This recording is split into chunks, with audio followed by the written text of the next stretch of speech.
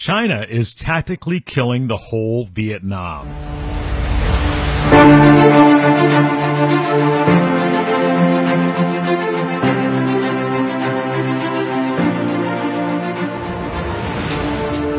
For years, many observers and commentators have analyzed quite a bit about China's economic aggression against Vietnam.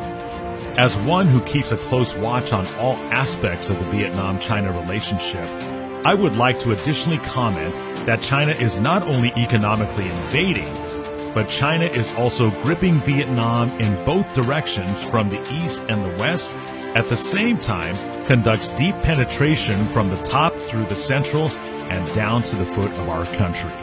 The eastern grips are military bases on Hainan Island, Paracel Islands, which includes Huang Sa and Druang Sa, and the Malaysian waters of Indonesia, with hundreds of warships, planes, radars, missiles, thousands of cruise ships, law enforcement vessels, and tens of thousands of armed fishing boats. Each day, the Chinese army are killing, evicting, and destroying our fishermen's boats from Baklong V to coastal Median, Namnagai, and Kangwa. They treat the sea as if it's their own. Now, the western grips do not have the sound weapons, but lacking the flow of the Mekong River is as deadly as weapons from the east.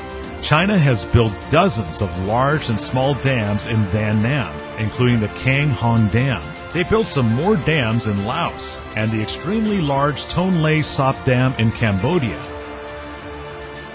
making the South Central Highlands, especially the Mekong, Delta, Boen, Matuit, Daklak, the three southwestern provinces facing drought and dry seasons.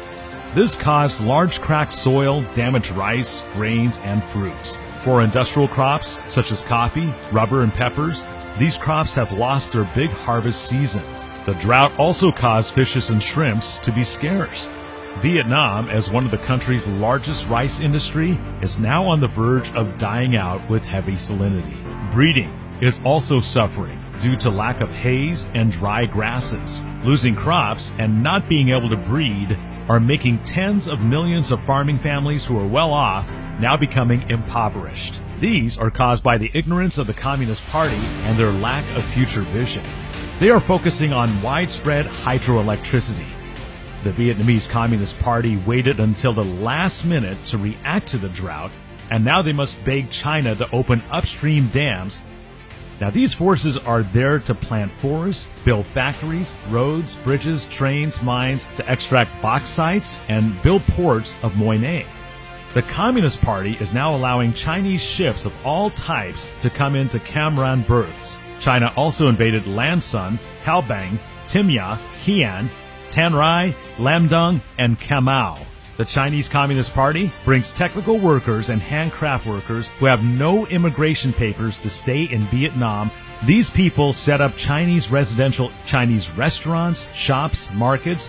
They married Vietnamese women and established Chinese families on the land of Vietnam. The Politburo knew about this, but decided to turn a blind eye and ignore these issues.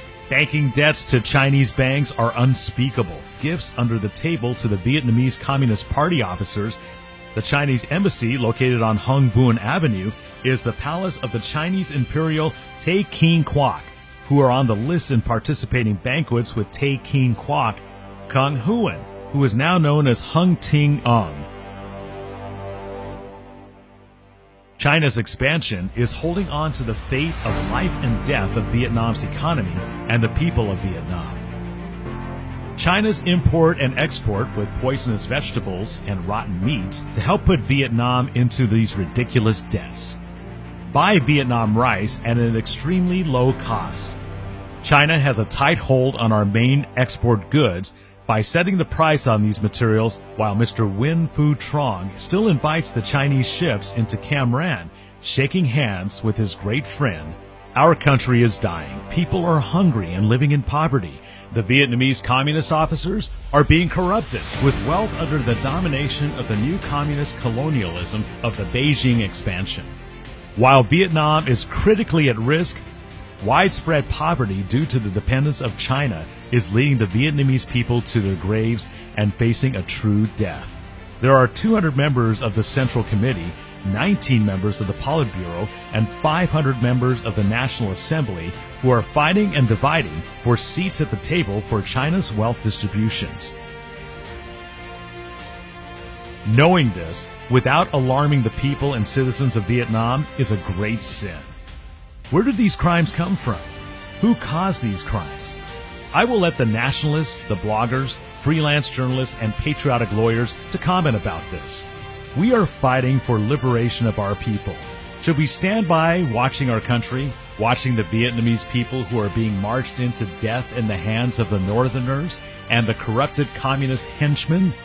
Millions of fishermen are helplessly suffering.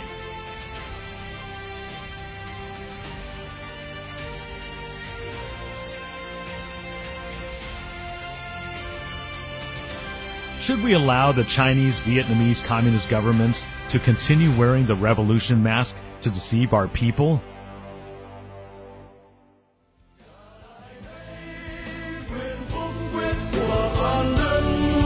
Dân biết điều gì dân cần để tự do mưu